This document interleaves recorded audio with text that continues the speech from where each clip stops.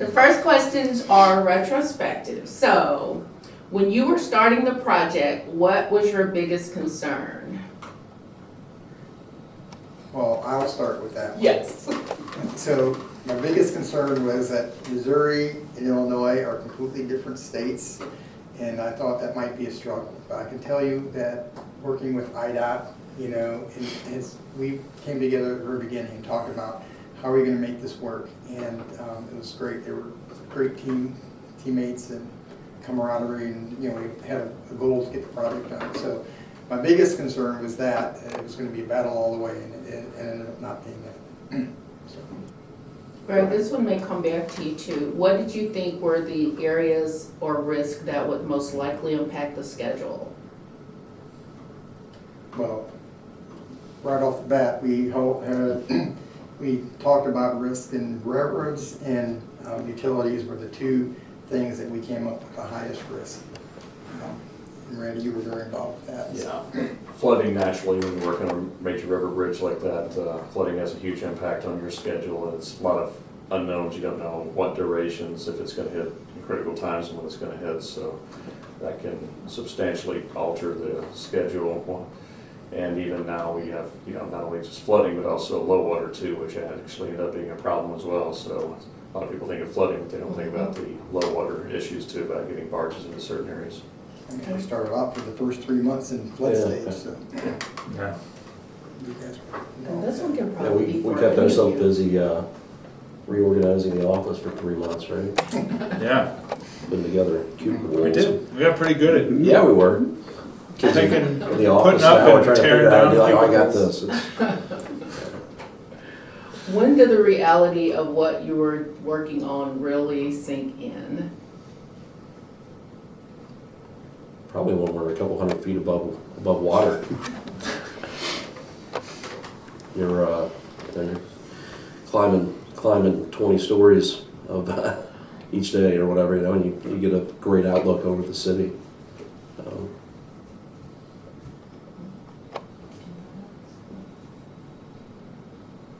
Okay. And what were your wow moments? That's an easy one for me.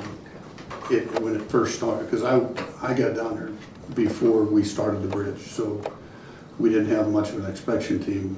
I was working on infrastructure. But for the bridge, the wow moment was the first time that we went down inside the cofferdam. And you know you're 30 feet below, the river's just running, and at the time it was ice and everything, and it just was really surreal to know where you were at, and then only to know that it wouldn't be too many more years, and now I'm going to be 300 feet higher than where I'm at today, 200 feet. Anybody else? Wow moments. Let's say we had a group from Gateway Tech, the group of children that came out from that classroom, and they've been out there 4 years, so they got to see the progression of the bridge and the final trip out there. The bridge wasn't open to traffic yet, but it was traversable to a vehicle, and we worked out with the contractor to allow the bus to cross the bridge with the students on board. And we stopped at mid-span, let them, you know, take it all in, take a, you know, once in a lifetime opportunity to see the excitement in their eyes. And the person who was most excited was the bus driver, because he couldn't believe when I moved the barricades that he actually got to go up there. So I had him step out. For safety reasons, we didn't have the kids off the bus, but I had the bus driver step out, and I took a picture of him in front of the bus. And to see just the excitement that he had was just made it all worthwhile. Anybody else? Wow moments? How about on your side, Alvin? Let me see, for me, I think one of my wow moments was, I think probably halfway, as we were building one of the many flyovers on the Illinois side. I think it's the one that goes, so if you go, so east, now south, I-70, and then connecting into, and then the flyover, you turn left and connect onto 5570. When we laid out all the plywood to then do the pouring, and you're standing on top of it, and you're standing like 100, 150 feet over the interstate. Right? Probably that's something that I never thought that I would be doing. And I'm standing there, you know, just doing my regular inspection, and I'm just looking down at traffic, and I'm like, ooh, that looks scary. You know, you can kind of relate to that. When you first go up, you start getting comfortable to some degree. You're always aware of it, but you don't feel that nervousness. You're looking at things, you're doing things. And when you go to stop for a picture and you realize you're leaning against a 2x4 railing and you're 360 feet in the air, you start to understand maybe you're getting a little too comfortable. But I agree. What was the most complex or complicated task in design or construction for either of you? I would say the cable erection, and we had public tours to explain to people that, you know, there's every one of those white strands, there's 31 to 73 individual cables, and each of those had to be a certain tension. All the entire bridge had to be the exact same tension. Then we had construction loading had to be one thing, and you know, taking into account even piece of equipment or stuff stored out there. And so when it's all set, and it's also designed for 25 to 50 to 100 years, so when those cables sag, that it always has the correct configuration that it was designed for. So that's quite the engineering feat. So we always joke that, you know, we had our expert from design team, Hans, and the contractor had their erection sequence person named Hans, and so the back and forth between those two was quite entertaining, you know, for the complexity, and it's very humbling to know how smart people are and how little I knew about those type of things and others. So to me, that was the most complex thing about a cable stay bridge that has to be undertaken. I'll say, so about Hans and Hans, I remember the first meeting I attended after I came on the job, it was a meeting with the contractor and the designer. So you had Hans with the designer and Hans with the contractor, and they were in the middle of this huge argument over some of that engineering stuff, well, yeah, I see where you could think that, but, and then the other one, and everybody's just kind of sitting there watching, I'm sitting there watching, and we leave the meeting, and I'm with John Grana, the resident engineer, and I lean over after we get out of that room, I'm like, did you understand anything that was said in there? And he's like, no, not a thing. I'm like, okay, well, good, it's not just me. What was the hardest part of construction inspection on the project?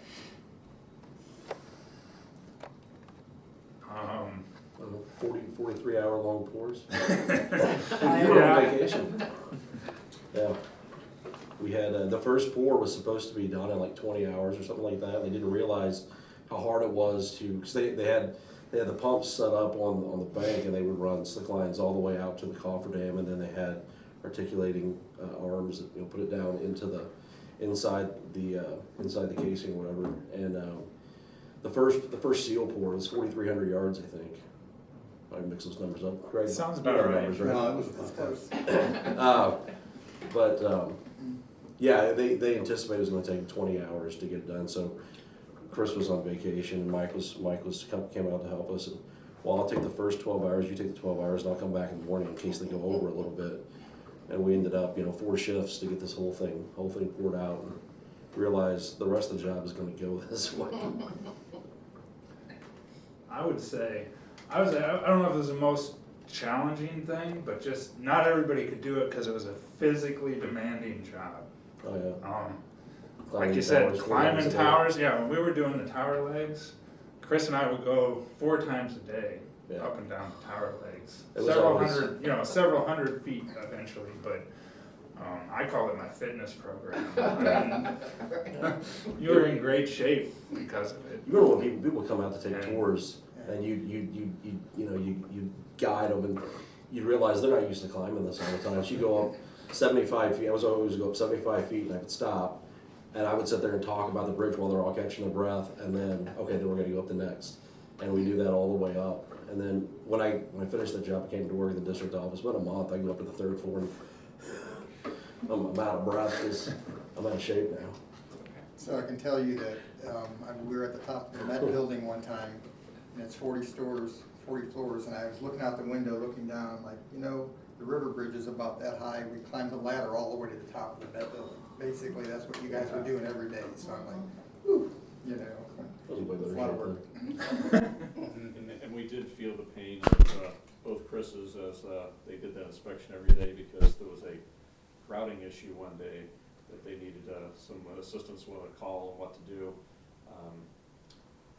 As we ventured up there, Greg, you were along as well, and John Grana, and so we, all three of us decided to go up there. It happened to be 106 degrees actual temperature that day. And I always remember the climb up, and I was like, wow, it must be really drilling up there, because you usually have water with the drilling process, because I had a steady stream of water hitting my hard hat all the way up. And then Chris advised me, he goes, I want to apologize about the sweat, and I go, wait a minute, he goes, that wasn't drilling water, that was my sweat dripping on you the whole time. So just give you some idea just to how physically demanding and in all different temperatures. I always say the hottest place to work on the river, because you're on barges and around a lot of steel, and it's the coldest place in the winter also. Randy, this one is for you. This was your second cable stayed bridge. How was this different from the bridge in Cape Girardeau?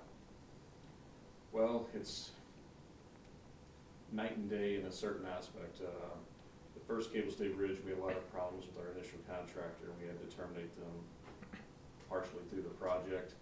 And with that became a whole magnitude of problems. We had a different site condition. So anything and everything that challenge that come its way did on that one. So on this one, we had assembled an awesome team. The folks you see here, the contracting team, the designers, truly everyone worked as a team. You know, it's not that we didn't have challenges out there, but we had the people that knew how to address them and work together as a team to accomplish many great feats. So things that could have been big issues weren't, because people were proactive and worked through them. So, you know, on time, on budget, you know, all those kind of good things are good buzzword, you know, that you have goal. But we truly hit all our marks in the second go around. But I like to say the first one was not in waste, because I learned a lot. I mean, that's where you learn more from bad things than you do things go well. But and it gives insight to things to look out for in the next one, you know, traveler systems, things that we knew were problematic in the first one that we could address up front and make sure it went smoothly on the Musial Bridge. Greg, this is your first major river bridge.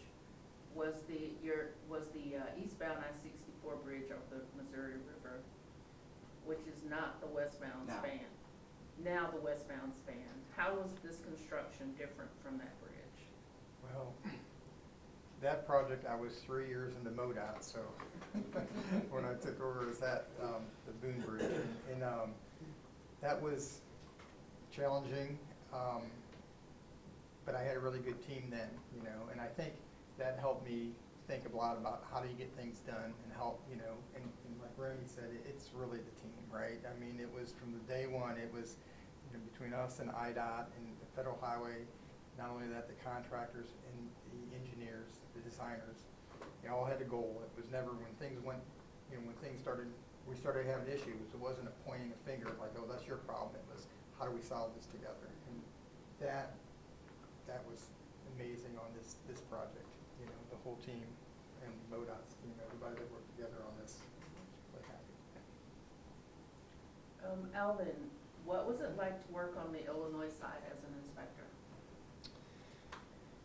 So for me, probably, you know, coming into mainland U.S., I essentially moved from Puerto Rico to here about in 2011. So it was a totally new experience for me to begin with, you know, trying to understand how the U.S. works overall, and especially the differences that I had the difference I've seen between the East Coast and the Midwest.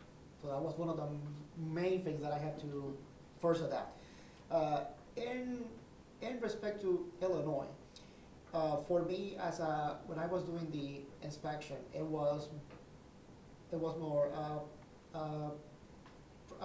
primarily, since I didn't have much of an idea of how things went into construction, and I was learning. It was okay. So what are we doing today? What am I going to be responsible for inspection?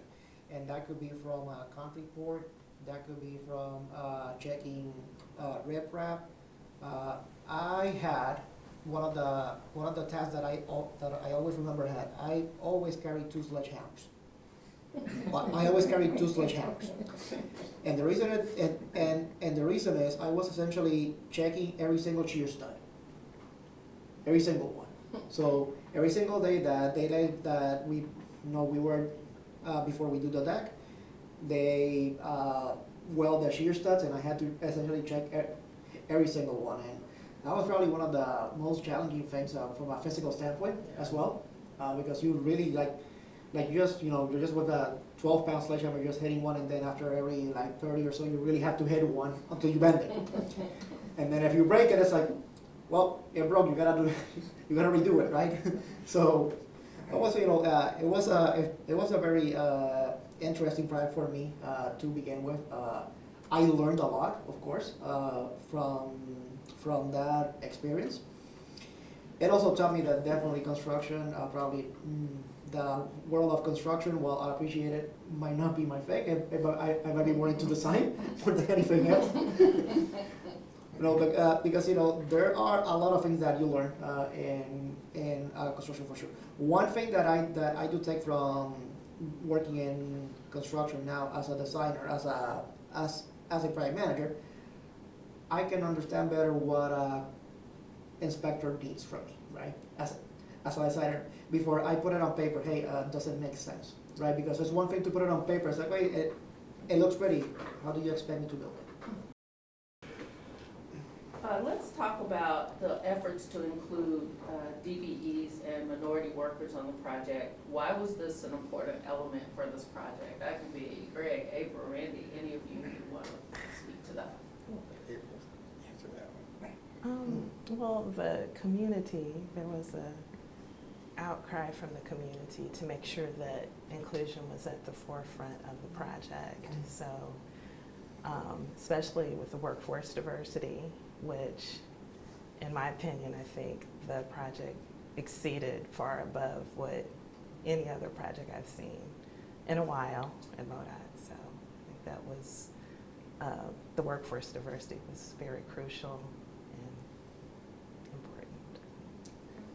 And I would have to give April a lot of credit, because every big project in the city seemed like was being shut down, every big project because of diversity issues. And so we talked about this in the beginning, and she even brought to my attention, it's not just enough to get your DBE goal, you can get that with steel or whatever. It's like involving the community. I mean, to the point where, the people that are supplying the gas, the people that are supplying the equipment, the local people. They went to as far, and our contractor listened to us. We said, this is how you resolve these issues. And they went as far as, when they finished the towers, they had a big barbecue for all the workers, and they brought in a local minority barbecue people to do that. It was a DB. He was a Right. DB firm Yeah, too. maybe for, so what I'm saying is that they're not getting any credit for that on the DB. It's such a small percentage, but it was the right thing to do. And Right. April had a lot to do with helping us understand, this is the things that we need to do, and our contractor listened, so it went very well. Why was it important to really look at meeting those goals by craft too? Because that was something else that you guys were able to do on this project. I guess historically, certain crafts fell short for minority and women. Like I said, the impressive thing was the contractor understood the commitment and really just, the things that they did to make sure that there was inclusion even per craft. We look big picture overall, yes, they exceeded, but per craft was another area. The goals were 14.7% minority and 6.9% female, established by the Department of Labor, and they exceeded that on each craft, like the ones that have historically not been diverse, operators, electrical, so for women too, because so look here, but that was very crucial to bring in the women into the trades. So. Just want to add the transparency. We put everything out there, all the numbers, so there was no hidden secrets or think that someone, you know, being upfront with everything, successes and failures, you know, if we were lacking. But I guess one of the testaments that we had our great numbers is that the numbers were so good that some of the local folks did not even believe the numbers. They're like, there's no way you're hitting those goals. So we actually invited them out at shift changes so they could actually meet the workers out there and sharing that success. And I think that's important in building those relationships. One of the notes Drew just wanted me to point out for that project is that there were more than 1 million hours worked by minority craftspeople on that bridge. How did the work on the bridge lead to improvements on DBE and minority workforce over the last 10 years? Or I guess any of you really, who are still here and continue to work for the organization? You're saying the workforce diversity on other projects? Yes, absolutely. Like I said, I think this was is a unique, and I haven't seen it to that magnitude except for maybe one other project, but I think just completed, but Okay. yeah. Anybody else on? Yeah, I think it kind of set a goal too. I mean, I started with I-64, right? That's where we really started getting involved with this, and then the river bridge. But I think it helped, you know, MoDOT and maybe even IDOT understand what needs to be done. And so it's helped the program a lot. What would you say about the coordination effort between the two states through the project? And how did the efforts on the bridge for other improvements around the region? I can talk to that. Like I said, politically, Missouri and Illinois are quite different states. And we met with IDOT at the very beginning and said, you know what, we're going to work together. And that has been a great relationship. And it started even before that because we share other bridges and other things. And I think that project really helped pull the two states together, the DOTs. As a matter of fact, we were at the first public meeting and the press was there, and my counterpart was, well, I was talking to him and we were laughing, and he came up and he was like, you guys don't really like each other, do you? And I'm like, because you're from Missouri, you know. No, we're friends. And as a matter of fact, we're going over to dinner tomorrow night with our wives, you know. So he was like shocked that this could be. But that relationship, you know, I think was really good between Missouri and Illinois, and or MoDOT and IDOT, and it's helped on a lot of the other projects that we've done since then. Okay. Just something else we had to be cognizant of is from the MoDOT side was that IDOT was originally the lead on this project for many years, and so a lot of people were very invested in this project and wanted to succeed, and you know, so there was also that recognition that, you know, hey, MoDOT's taking it over, and to make sure that, you know, no one was offended or, you know, and treated with respect and gain all that valuable information that they had from the early stages, and, you know, get that true spirit of getting it done. You know, like I said, the local level, the folks we worked with couldn't have been any better. We tried to all keep politics out of it, you know, whatever that chatter was going above us, that it stayed there, but from perspective MoDOT and IDOT, it was a good success story. So for me, I have a question, since I wasn't involved in pretty much any of the planning and of that. When did the planning and talks began between MoDOT and IDOT for the construction of this bridge? Well, I mean, the project goes back, you know, 20 years before the bridge started, right? And there have been studies, and, you know, I mean, IDOT was kind of the lead, and they actually came up with a concept, and I think that it was a great concept, but this was at a time when MoDOT had no money. We were at trying to maintain our system in the condition it was, and IDOT was trying to put money into, you know, infrastructure, which was a great thing, but there was differences on how this could get done. And so I guess it was, early 2000s that they went back to the table and said, we can't build an 8-lane bridge with, you know, 2,000-foot span piers, you know, because that's like a $3 billion project. So what can we do to lessen that? So that probably in the early 2000s is when we started looking at different options.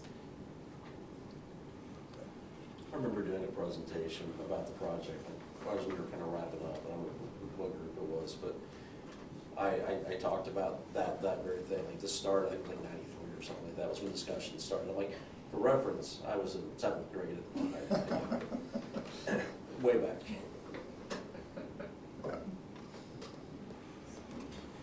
The project won America's Transportation Award for the improvements in downtown that included Stan Musial. How does that make you feel? What do you think that says about the project? I would say the most inspiring thing was all throughout the course of that project is back up on the Poplar Street Bridge is what you heard on their news report every single morning. And you're explaining to people how all the new network with the new bridge and how all this stuff works in concert together. And you do all the modeling, but you never know for sure if it's all gonna work out the way it's, you're very optimistic it will, but Right. is it really gonna happen? And so after the project's done, not only did we exceeded the goals for the traffic on the new bridge, and it worked in concert with everything else, because it had to be scaled back to not ever connection everywhere, but the system worked. So the day after it opened, you never, once again, you didn't hear the every morning back up Poplar Street Bridge.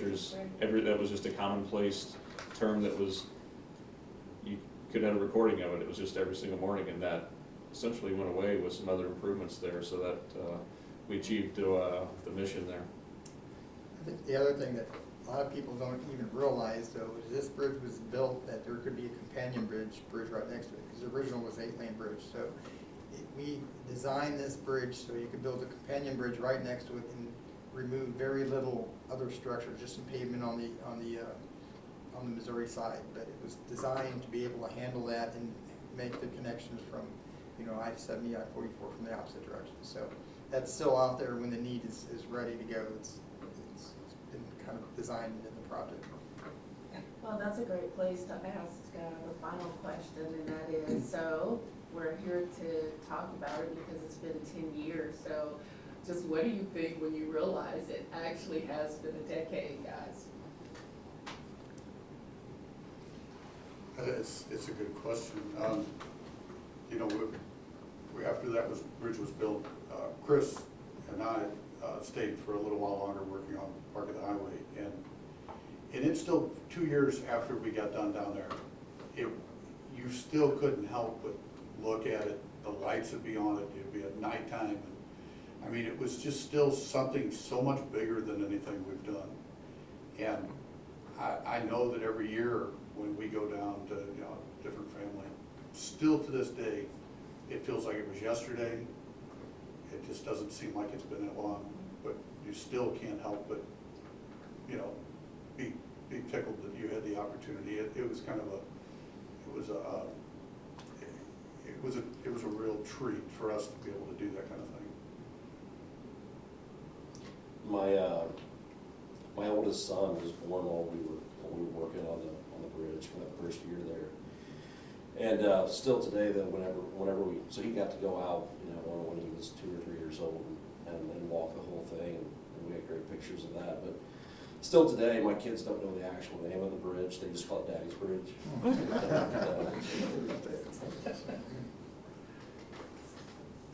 Yeah, I mean, it's hard to believe it's been 10 years. Like Mike said, it feels like it's been no time at all. So it was a great project. I mean, great people, great contractor. So a lot of good memories. Yeah, same. It's like time flies quickly, and I guess when you tell everybody it's been 10 years, they're like, really? You almost feel like it's like, yeah, it's really been 10 years. And I guess one of the things that's satisfying to me is that, getting in touch with people and say, hey, you realize it's been 10 years? And they're like, yeah, that was one of the best projects I worked on. I wish I could work on another one tomorrow.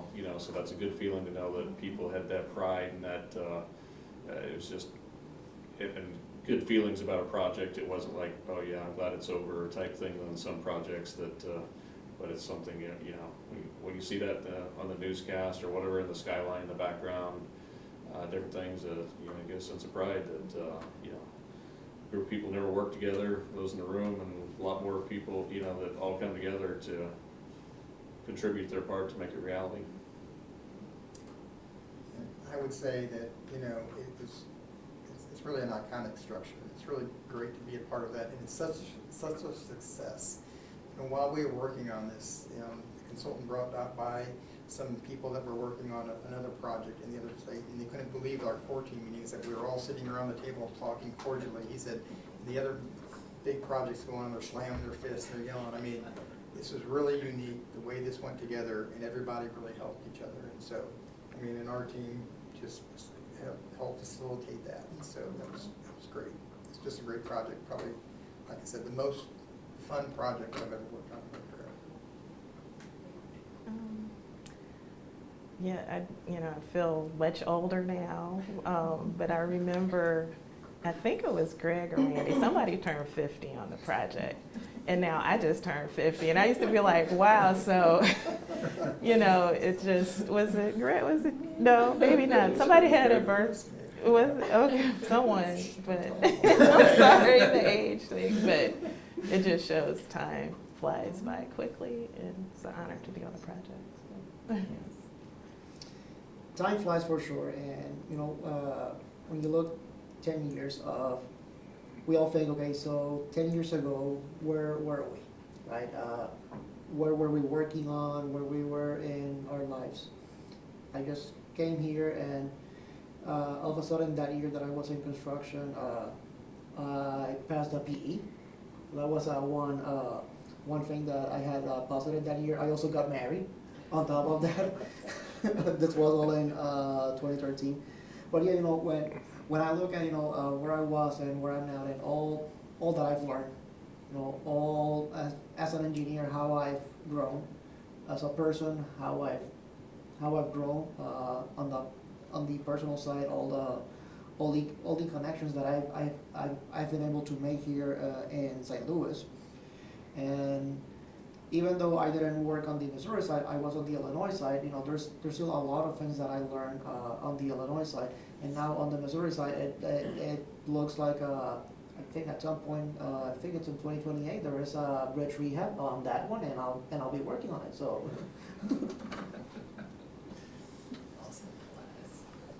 So I did want to have one final question that I just kind of was thinking as we were going through this. So as you talk about this, because oftentimes, that just comes up in conversation. Oh yeah, I haven't built that bridge. What's the one question that people still ask you 10 years after the bridge is done? If anybody thinks of one. I guess one of the questions you get a lot is always, how do you build that in the middle of the river? How do you build something inside the river? And then trying to explain to people how you pour concrete in water is always the head scratcher for a lot of the folks. Is like, you mean you pour concrete in water? And I'm like, yeah, you generally explain the process, but basically on how it's, how you build something right in the middle of the Mississippi River is one of the questions that I've gotten quite a bit on. Yeah. I think it's hard for people to understand that you build a cofferdam and you're working in the bottom, 30 feet below the water level. It's hard to comprehend that Yeah, that's you even guys have possible. pictures and I still couldn't understand it, so Yeah, like, for lay people, it's really intimidating. One, you can think about, okay, working in or over the Mississippi, so it is definitely hard to understand. I think another question that I still get, like in general, and this was whenever there was a deck board. It's like, okay, so you got the truck here, the deck is like 100 feet. How exactly you get concrete out there? And I was kind of joking sometimes, and I remember I got that question when I went to meet the new engineers that came to IDA back in 2013, and I kind of, as a joke, I said, you remember the physics class we took about the projectile motion that we put like a catapult and all that? That's how we did it. I'm like, no, just kidding. So we got it, and then I explained that the whole concrete pump truck and how exactly it works. I still remember the one I kind of picture we have when the crane is picking up the concrete truck and swinging it over to the barge to be able to pump them out of the river. So Scary. yeah. We only tried that one time. Yeah. We got pictures of it. Oh, yeah. Just waiting for the. Well, you did definitely changed our calls from the traffic reporters in the morning. We don't have to answer that question anymore about PSV, that's for sure. But you also, I think, changed the whole skyline, guys. I mean, just, I'm starting to tell Drew now, you know, it's been 10 years, we gotta stop using the picture of the bridge as on all our PowerPoints. If you've used them at any time over the last 10 years, that's what the opening slide is. So even we are so attached to the bridge that you built, we're having to pull ourselves away. It's like, okay, it's been 10 years, I guess I'm gonna. It's but old that- news now, right? It's supposed to be, but it's still such a, it's like the arch. Do you ever get tired of looking at the arch? I know. And so having put that right in line with the St. Louis skyline, I think is something everybody relates to now. So it's kind of hard to tear yourself away from it, even though you know it's been 10 years. That legacy will continue. Yes. That legacy will continue because you had asked about the bridge in Cape Girardeau, the Veterans Memorial Bridge. You tried to explain to people once it's done, it's gonna be what people identify your city with. Right. And you go down there now, it's on the newscast, it's on every Yes. business's Yes. logo, it's on, anything to do with the city, that bridge, it's been in 2 different movies and things like that, so it's still 20-plus years later, it still is a symbol and will continue on. There's just like some kind of an attachment, that people have with the skyline there. So I don't think it'll go away, that'll expire after 10 years. I think it'll live on for many more to come. So you feel free to use that PowerPoint slide. We're gonna keep doing it, guys. You know, you had said something about the arch, and as corny as it sounds, when you go watch the arch being built, there's a certain amount of pride and things when you watch that last piece come together and everybody's there and the anticipation, and I know that it's not at the same scale, but there was a certain atmosphere that felt that way when that bridge got closed. Everybody was there, in fact, we still have pictures in our office there. We have had interns that worked down there that years later came to work for us here and became employees. And how many people we've run into that said they were there that day, and you're thinking, I can't, hundreds, but it was amazing that when that piece came together, because like Randy had said earlier, there was no guarantees in this whole thing. We felt confident, but it was kind of a cool moment that I don't think you'll ever get tired of thinking back, when that was done. Right.